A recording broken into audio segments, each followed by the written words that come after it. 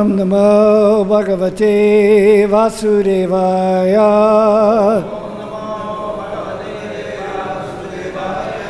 Om Namo Bhagavate Vasudevaya.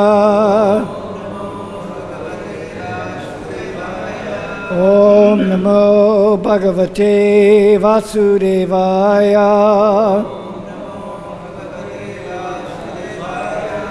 Narayanam Namaskritya Naram Chaiva Narottamam Devim Saraswatim Vyasam Tato Jayam Udirayat. I'll read the English. Before reciting the Srimad Bhagavatam, which is the very means of conquest, one should first offer respectful obeisances unto the personality of Godhead Narayan, unto Narayan Rishi, the supermost human being, unto Mother Saraswati, the goddess of learning, and unto Srila Vyasadeva, the author. Nasta Pareshu Abhadreshu Nityam Bhagavata Sevaya Bhagavati Uttama Shloke Bhaktir Bhavati Naishtaki. By regular attendance in classes on the Bhagavatam and by rendering of service to the pure devotee, all that is troublesome to the heart is almost completely destroyed. And loving service unto the personality of Godhead, who is praised with transcendental songs, is established as an irrevocable fact. Srimad Bhagavat ki jai, Srimad Bhagavatam ki jai. So we're reading from the 10th canto, first chapter, verse 8. Exciting to be able to start the 10th canto.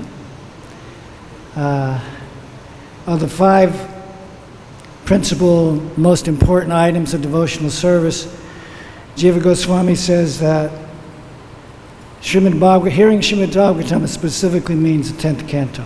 Not that the others are not important, but at some point, this is Krishna Lila. So,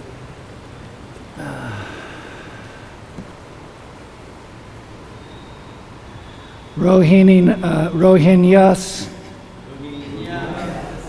Tanaya Prokto Rohinyas Tanaya Prokto Rohinyas Tanaya Prokto Rama Sankarshanas Chaya Rama Sankarshanas Chaya Rama Sankarshanas Chaya Devakya Garba Sambandha Devakya Garba Sambandhya Devakya Garba Sambandha Kuto Dehantaram Vina Kuto Dehantaram Vina Kuto Dehantaram Vina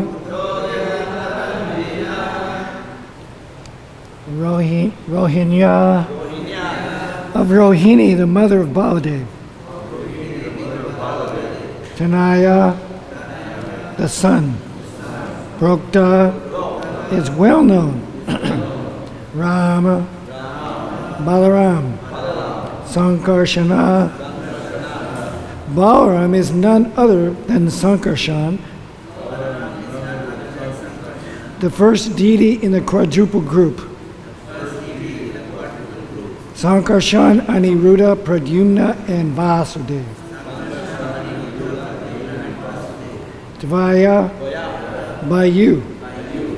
It is so said. Devakya, of Devaki, the mother of Krishna. Garbha Sambandha, connected with the womb. Kuta, How? Deha antaram, transferring bodies. Vina, without. Translation: My dear Shukadev Goswami, you have already explained that Sankarshan, who belongs to the second quadruple, appeared as the son of Rohini named Balaram. If Balaram was not transferred from one body to another, how is it possible that he was first in the womb of Devaki and then in the womb of Rohini? Kindly explain this to me. Prabhupada's purport. Here is a question particularly directed at understanding Balaram, who is Sankarshan himself. Balaram is well known as the son of Rohini, yet it is also known that he was the son of Devaki. Parikshit Maharaj wanted to understand the mystery of Balaram's being the son of both Devaki and Rohini. So we can repeat the translation. My dear Shukadev Goswami, you have already explained that Sankarshan, who belongs to the second quadruple, appeared as a son of Rohini, named Balaram. If Balaram was not transferred from one body to another, how is it possible that he was first in the womb of Devaki and then in the womb of Rohini? Kindly explain this to me.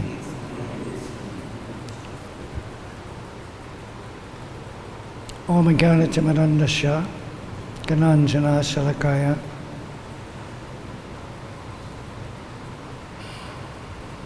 Chakshurun Meditam Jina Tasmai Shri Gurave Namaha.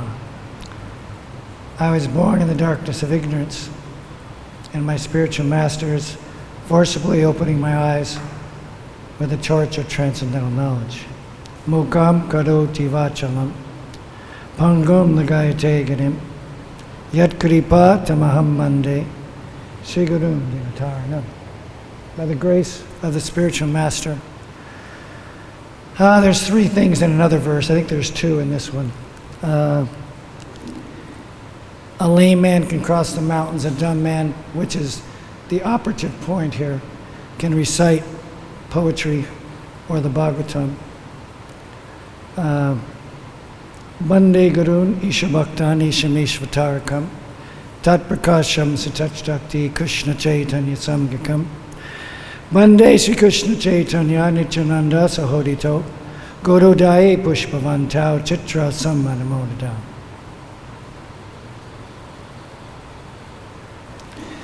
So, it's a very great honor to be with all of you at the lotus feet of Prabhupada. By the grace of the devotee, the grace of Prabhupada, of course, through his agents, Panchagoda. God, I'm so bad on names.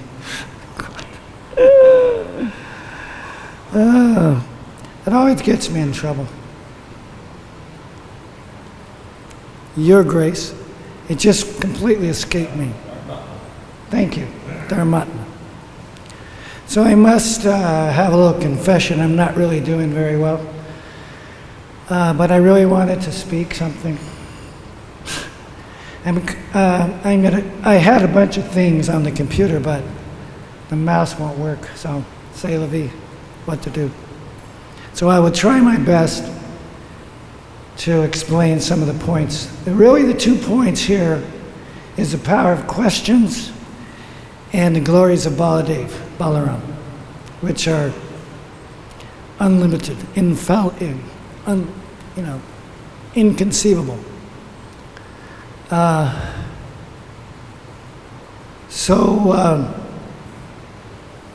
will read a little bit, and I'm sorry if I don't know if my voice will hold up, but I'm hopeful. To answer the question, There's just a few. I don't like to read too much. You want to Ayurvedic cough drop for yourself? I don't know if that'd help. Keep in your mouth. Ayurvedic. It's very good. Keep in your mouth. Okay. Yeah, well, the problem is the tumor. The tumor's sitting on my tongue and on my ear. So I'm going to talk a little bit about myself. Full disclosure here, in death and dying. I can't help but talk about that, since I've been facing that for the last 4 years. So this question in the second chapter,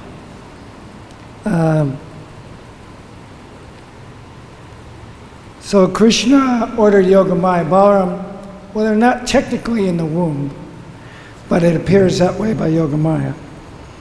So the 7th pregnancy of Devaki, that was Balaram, Sankarshan. And then Krishna ordered Yogamaya, quote, Anantasesha is in the womb of Devaki. It says he's forcibly attracted to the womb of Rohini.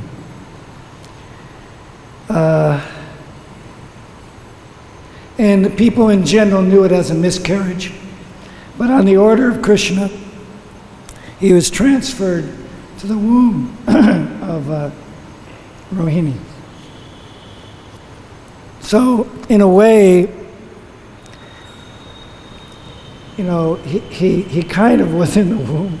The question, I didn't quite completely understand it. But I will say something that even in the world, it is said that the quality of our life depends on the questions that we ask. So when we really look at Maharaj Parikshit, how amazing, how much he wanted to understand Krishna. And according to Vishwanath, in the audience, and I just wanted to back up a little bit, a meditation. We can imagine ourselves, if you'll indulge me a little bit, like this picture. We can imagine ourselves on the bank of the Ganga,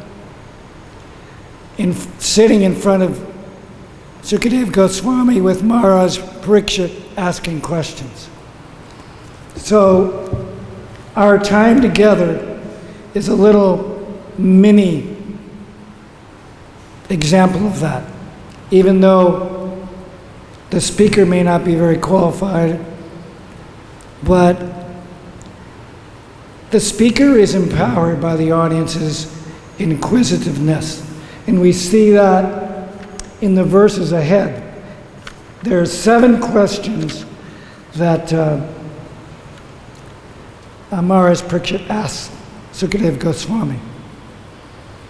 And Sukadeva Goswami is very appreciative of the questions. He's very, I don't know, to use an overused word, ecstatic at the opportunity to glorify Krishna, glorify Balaram. So I'm going to steal a little bit from the classes ahead, but he says, he glorifies him because of his questions.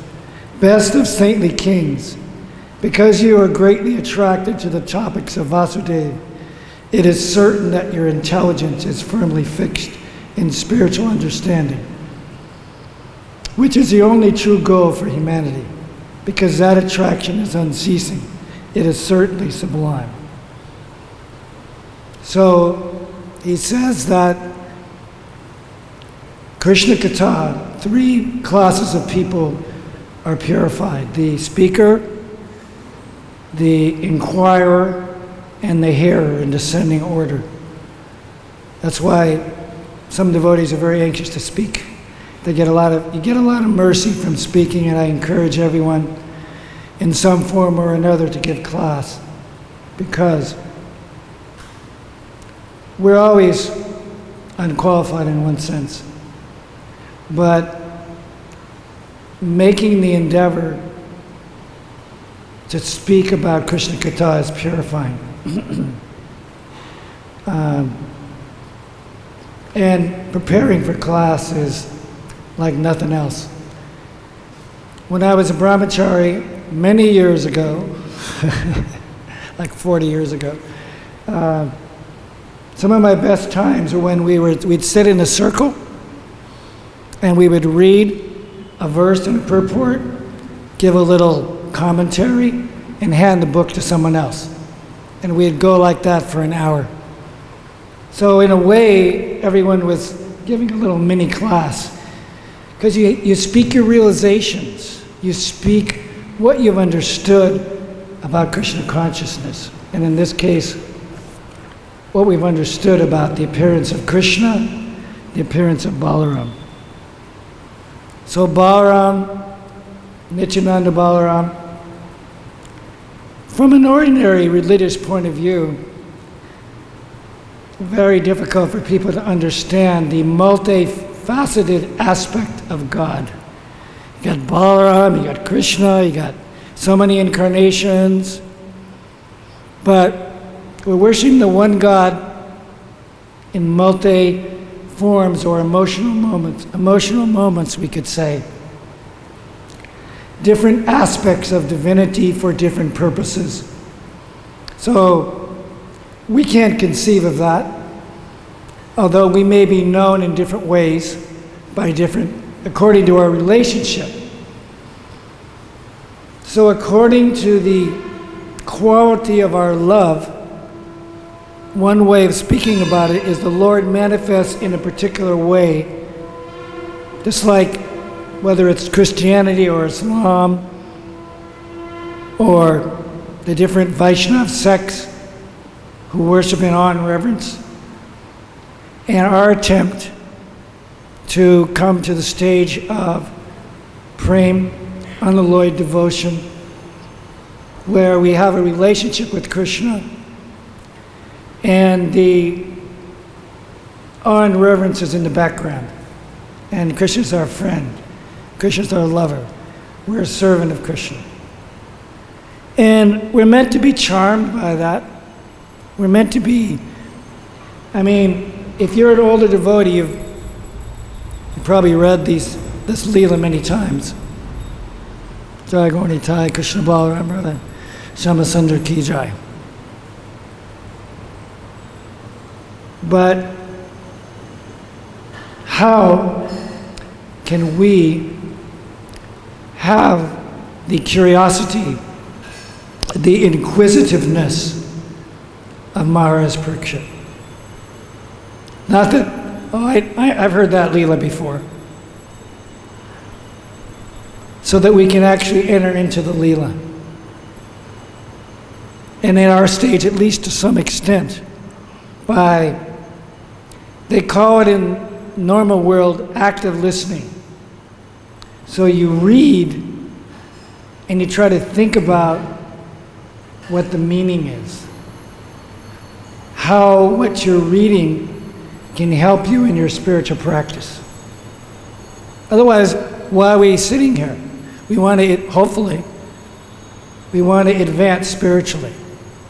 In the Gita, Krishna says, people have many mixed motives for taking up bhakti. However you come to Krishna is a good way.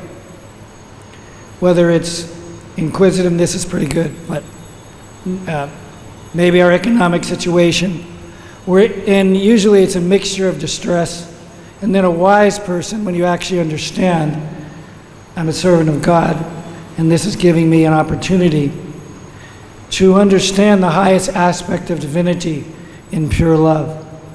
So we come for many different reasons. So hopefully, in the course of our lifetime of practice, and Prabhupada said that, maybe in slightly different words, give this life to Krishna. So at my age, that's a little maybe more understandable than if you're a young man or woman. Whole life. Of course, when I was young, I was pretty dull.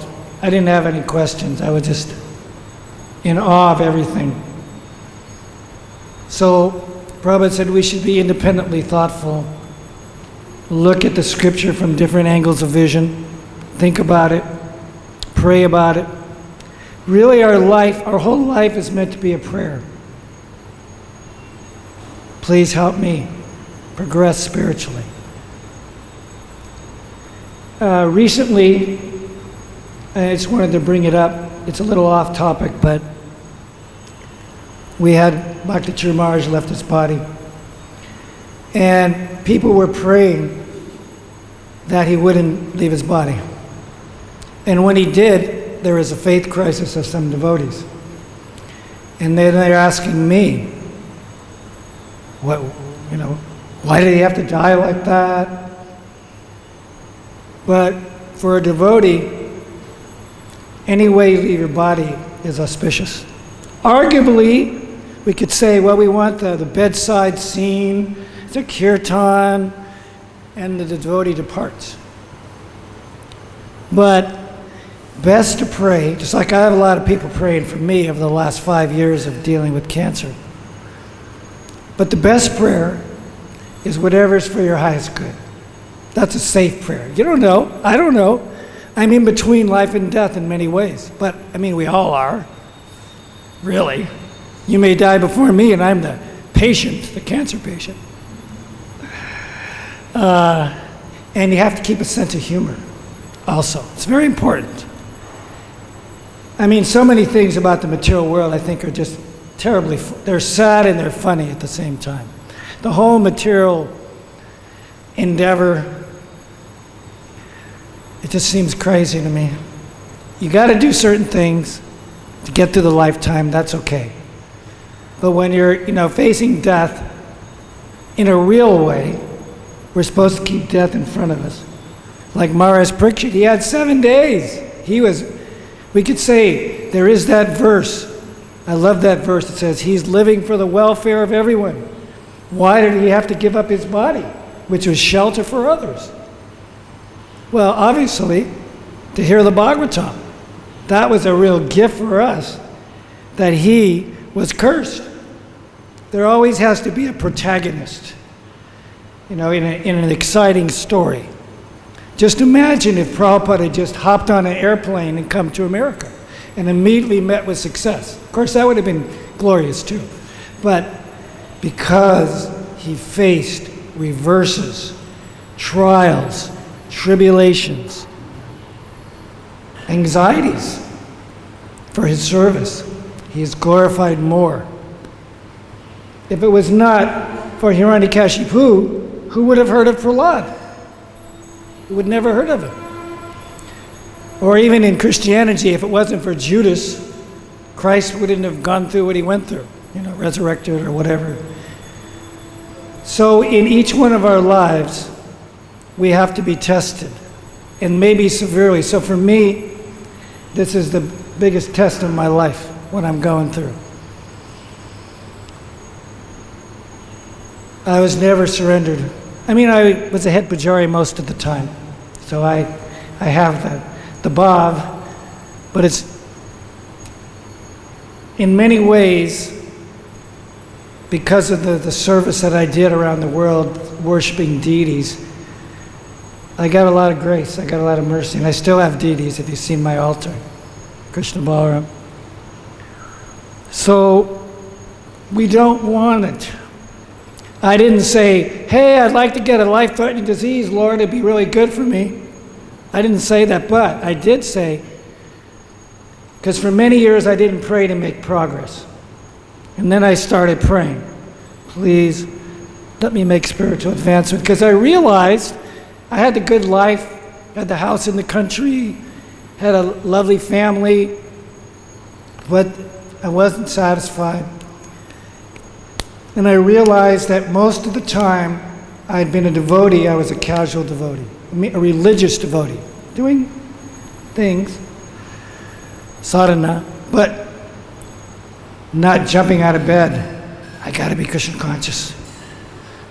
I'm not saying be crazy, but we have to have a sense of urgency. We don't have to, but it would be beneficial to us if we have a sense of urgency in our spiritual practice. And Maharaj Parikshit, he's the example. He could have counteracted the curse, but he didn't. Because he said, in the womb he saw Krishna, saved him. So he was always saying, where's that person I saw? So he, on some level, realized now is the time to hear Krishna Katha and leave my body remembering Krishna. So, but if you're like me, I was here for a year, last time and this time since December. But because of my condition, I wasn't able to really hear and chant very much. And now, I just want to go lie down. Be honest with you. I think it's really important that we are all honest. Satam, the Bhagavatam is for those honest people, Satam. This is where I'm at. This is what I'm struggling with. And that we have confidential friends that we can reveal our heart to. Otherwise, how are we going to be helped? Devotees, we know how to look good. Got my tilak on. I'm a devotee, Haribo. And we may be burning up inside, going to the whole program, and we're dying inside. And nobody knows because we don't reveal our heart. So, the struggles are important. Go to the Guru in doubt. So we want to pray for our highest good and for the highest good of others. And I can say that for the first time in my life, especially the last 2 years since I've been in Vrindavan, I have a little bit of understanding of surrender. There's no shelter, materially. I can't eat, hardly. It's misery to eat. I'm not saying to get your sympathy, I'm just saying. Whatever. It's painful to eat. I can barely, I'm like in the first canto, Dhritarashtra gets instructed by Vidura. You're hard of hearing, your liver's defective, you're living at the cost of people you tried to kill. So the position I'm in is like forced surrender. Okay, I hear you. We talk about these things, but to actually have a little realization that there's no other shelter, nothing. We want association. That helps us. But like Prabhupada says, we have to fly our own plane. Draupadi program, both hands, I'm yours, take me. More so the gopis, who Krishna stole their clothes. They had to trust Krishna. It was like, we can't come out, but they had to do it. They had to surrender their village morality, everything. So, as hard as it is what I'm going through, I know it's grace. Grace is not always embraces and, good things, apparently. It can be tough grace, too.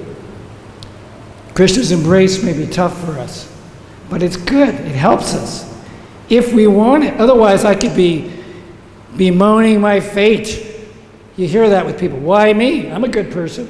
Well, why not you? We've been in the material world forever. We don't know our past. So, we want to have a sense of urgency and to really understand Krishna, Balaram. In one sense, in Jiva Goswami's Priti Sandarbha, I think, he describes what's hinted at in the 9th canto, where Krishna's Leela is hinted about, that really the only reason Krishna comes is for the devotees. That's really the only reason. He can take care of the other people, the demons, the asuras. So, and from another perspective, it's to facilitate the Leela, because it's sweeter here, actually. It's less Aishvarya even than in Goloka. in the replica here. Because in the material world, love is a fallen condition. And they seem to be going against Dharma. But material Dharma is basically karma kanda. So we want Prem Dharma, Nam Dharma. So I love that Jiva Doi Krishna Nam Sarva Dharma Sar. Bhaktivinoda says real Dharma is kindness to jivas and the pure holy name. Haribol. So, for the first time in my life, I don't know, I'm not really embarrassed, maybe I should be, but I really want to represent the tradition. I want to know what is a Siddhanta. I realize that each one of us has to represent the tradition. We can point to some devotee or a guru or Prabhupada, that's all good. But our character is preaching. Who we are as a person, that's preaching. So there's many different levels of that. That you're kind, loving, understanding. And according to your attraction to Krishna, you become detached from everything else. That's what it's at. And Krishna is very competent to get your attention, like with me. My wife, she couldn't come to India with me. She probably would have left her body before me because her health is not good. She functions pretty well. She counsels a lot of devotees, helps a lot of people. But she struggles with it. And when she's going through a tough time, she says, Krishna is sitting on me. It's like, okay, got my attention. So I said to her, not only is Krishna sitting on me, the coward boys and Balaram, and I'm on the bottom of the pile now. So it's a meditation that if we have a little sincerity, Krishna's going to devise, and Prabhupada, the means to help us come to a higher level of spirituality. But I like to say to devotees, what do you want? I say it every class because it's so important to know yourself in this body. Who are you? Yeah, we're not the body. And man, when you get older, all the wrinkles and the spots and the pains, but it's a temple of Krishna. And I want to honor it. I'm trying to take care of it. I'm trying to get better, or I'm trying to just say, okay, there's no more hope. So I have to be ready to leave my body at any moment. That's a good thing. But you see, at least for me, how difficult it can be when you're in a lot of pain and you're identifying with your body. I can hardly even function. But I hear kirtan. I hear Indra all the time. That saves me. And I'm able to read. I love the philosophy, but I'm not a good Leela person. I'm not Dina Bandhu, who could have told you all the pastimes of Balaram.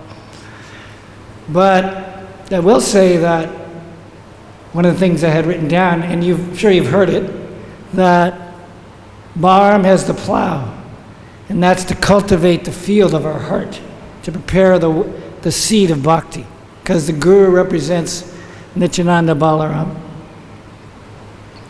So we want to get the blessings of Nityananda Balaram, spiritual strength. I mean, every class and I do a lot of writing, or I used to, I'm not so much these days. We want it to be the best talk we've ever given. And what do we want? We want to somehow be a blessing. I mean, it sounds maybe vain or something, but what are your ideals? What are your highest ideals? I'm paraphrasing Prabhupada. He said, if you try for outstanding, you might come in first. But if you just try to get by, you may not. So, people are on different stages of development. I've been doing this a lot, I don't like to make a big fuss, okay, I've been doing this for 50 years, but so what? I haven't been very, focused sadhaka, but I've always chanted and followed to my best ability. I like to say to people, a Prabhupada disciple just means I'm old, okay? Doesn't mean I'm advanced. I could be. But that's for you to ascertain. There is some etiquette, but I think it's Maya Angelou, she says, people will forget what you said, forget what you did, but they'll never forget how they made you feel. So it's a relative statement perhaps, but when we think of Prabhupada, of course we could say all three of those. What he said, what he did, how he made us feel. So to have that kind of impact on our audience, to be able to, from my heart to your heart, that's my prayer, that I can benefit the devotees. Vaishnava Seva is where it's at to me. And that's why I guess I am kind of bargaining with Krishna, but I'm not good at making deals, But I say, I'd like to be able to serve the devotees a little while longer, if you so desire. That's how we prayed for Prabhupada. Please cure Prabhupada if you so desire. So whatever way Krishna decides to do that is a good way. And I've also talked to disciples of Tamal Krishna Maharaj. Why did he have to die like that? So we don't know a person's consciousness. I've read a lot of near-death experience books because I've had one myself, and time slows down, and it's possible to surrender and take shelter of Krishna before an accident. So we don't know a person's consciousness. We don't know the best way to die. We know the best way to live. We're trying to do that to the best of our ability, hopefully. So we have to always be praying for that. To think long term. How can I give this life to Krishna?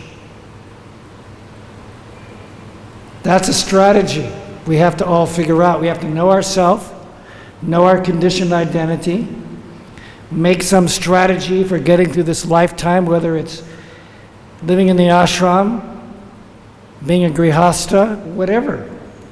There's no impediments. Whether the grihastha life is a dark well or not is up to you. It's not a given. So we have to be, again, thoughtful, reflective people. Try to understand the nature of the Lord, how much He loves His devotees, that He comes for them, and He expands in so many ways. I mean, really, these verses in the Gita have a new meaning for me. It's kind of like the universal form a little bit, but Krishna is all things. We could say Balaram is too. There's no true superior to me. Everything rests upon me as pearls are strung on a thread. He's a taste of water, the light of the sun and the moon, the ability in man. And this one I really think about a lot. He's the life of all that lives. He's our very life. He's the Atma in one sense. We're one with Krishna and different, equally.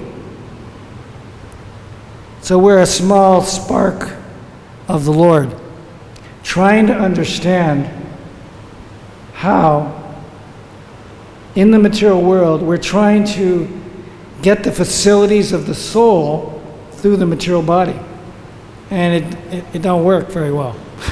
It doesn't work. And so when those facilities are withdrawn, then if we've lived our life hearing and chanting and remembering Krishna, then it's obvious what we should do with our consciousness. At least that's what I'm experiencing. And Prabhupada said also we should be fearless of death. I mean, there is no death for us. There's no death for the soul. Just change of body. So it's very interesting to think about. We have to be fully present. I mean, devotees of my era, we were very good at kind of repression. The body's horrible, it's terrible, it's, blah, blah, blah.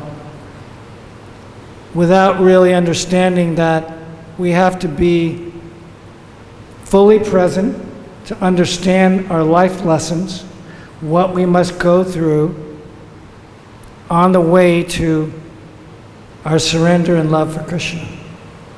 And again, we're in different levels of spirituality, we're in different ashrams, we have different desires, and sometimes you don't discover them till you're in your 30s. That's why, being a sannyasi at a young age can be dangerous, because you haven't really understood the depth of your attachments.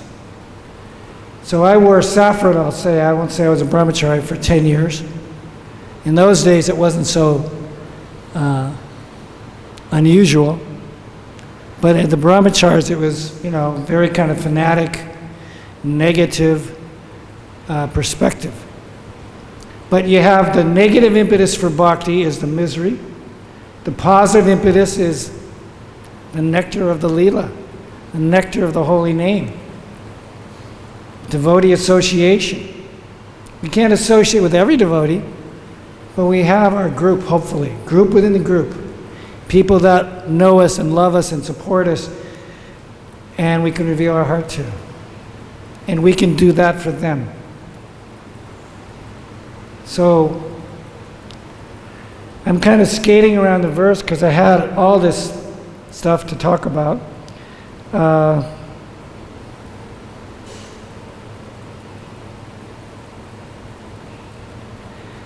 And you think about in Ram Leela, we could say one of the reasons that Balaram is the older brother is that he was the younger brother in Ram Leela.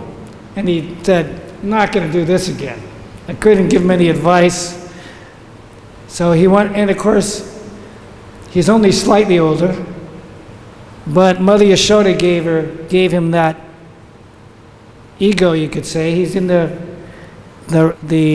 friendship, also parenthood, and servitorship, Balaram. He's always with Krishna. As a Nantasesha with Vishnu, he expands as Krishna's paraphernalia. I always think about that, doing artik, or washing the plates. This is Balaram. I love doing that. It's a nice meditation. He expands as the Dham, as our Guru. So there's no part of Krishna Leela that Balaram's not involved in, directly or invisibly. So very important, Balaram, to try to understand him. So we can question ourselves how much we're interested in understanding this katha and the finer points. And we can pray to Maharaj Parikshit, Sukadeva Goswami, our gurus, of course, Prabhupada, that we can have a heart that's forever disposed towards loving devotion. That's what it's about. And with all the faults that we may have, or that devotees may have, that we're able to see the goodness in everyone. I mean, I try to do that. I try to respect everyone to my best ability, whether they're the chokidar or whatever. We're all souls having human experience. And my responsibility is to be kind, loving, understanding, giving. In Balaram, from him, Bhakta Abhiman, the ego of a devotee, comes from Balaram. That's what we want now. Like in the Gita, the 7th chapter, he says, until the contamination is washed off, we're more or less a non-devotee.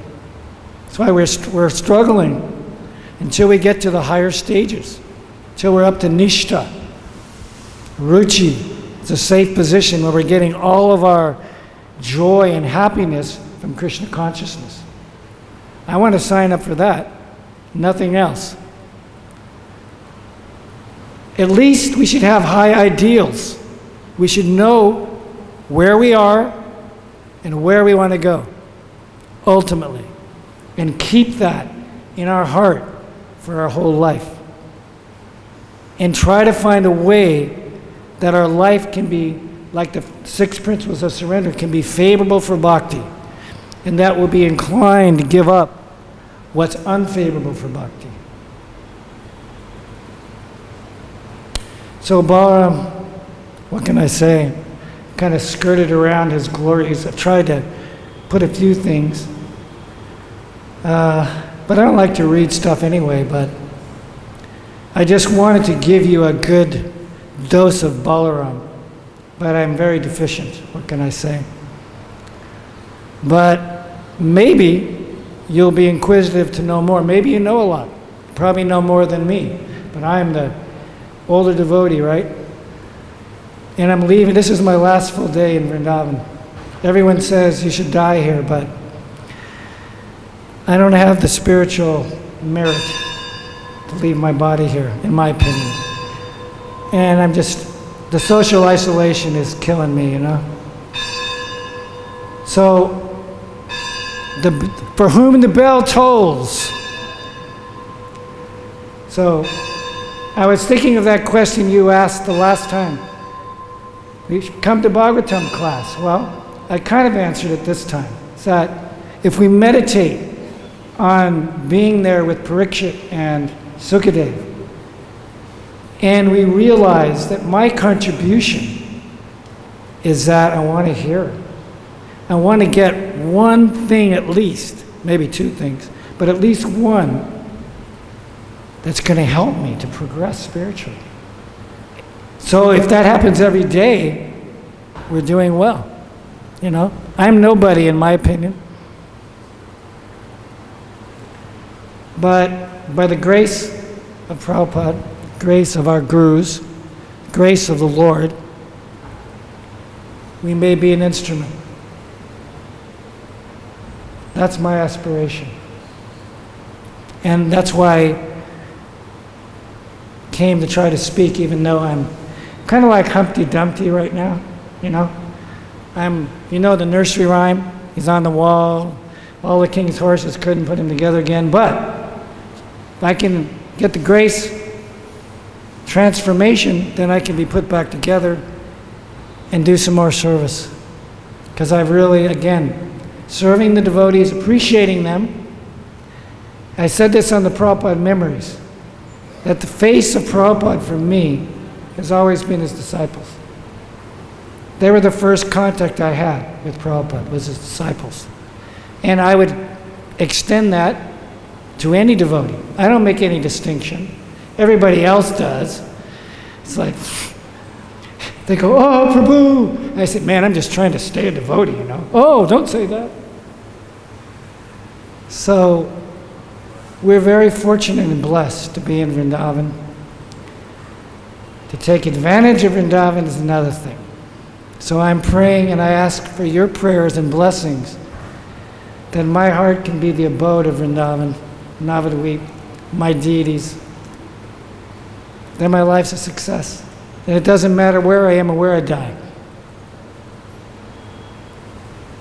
Any questions? Yes, sir.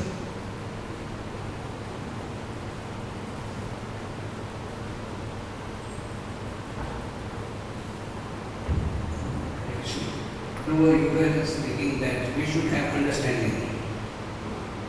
So you said we should have understanding.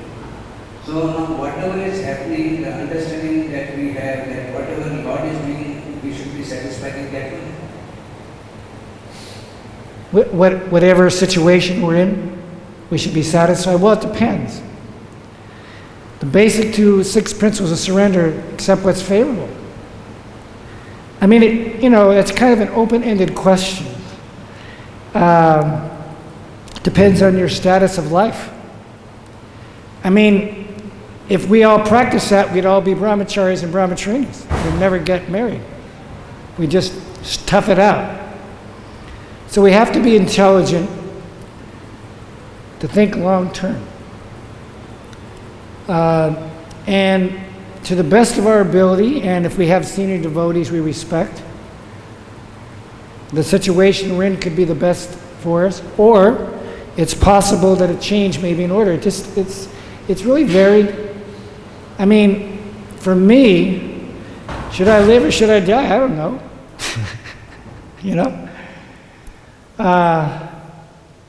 Should I stay in Vrindavan? Should I go to America?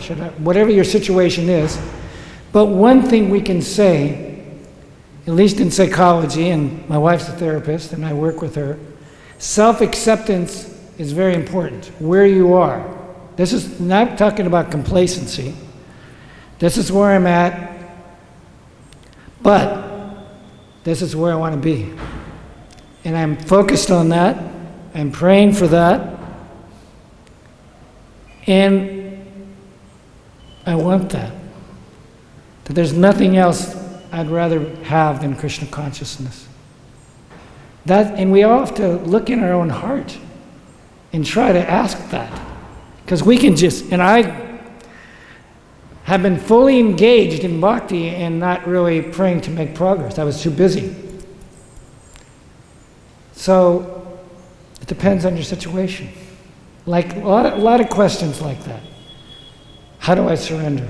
Well, when I was a young devotee, doing the needful means whatever the authority said, that was doing the needful. For me now, it's whatever I need to get through this lifetime.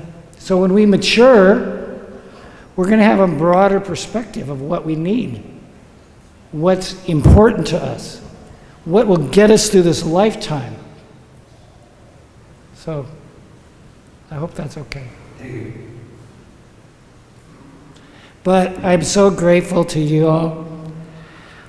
I don't even have the words to say. Just seeing you, getting to try to talk and connect heart to heart, soul to soul. Wow. And being able to be here for a while. Maybe I'm not, a bridge bossy, but a year and a half is not bad. Srila Prabhupada ki jai. Srimad Bhagavatam ki jai. Gaur Bhakta Vrinda ki jai. Shri Krishna Balaram ki jai. Shri Gaur Nityananda ki jai. Radha Shama Sundar ki jai.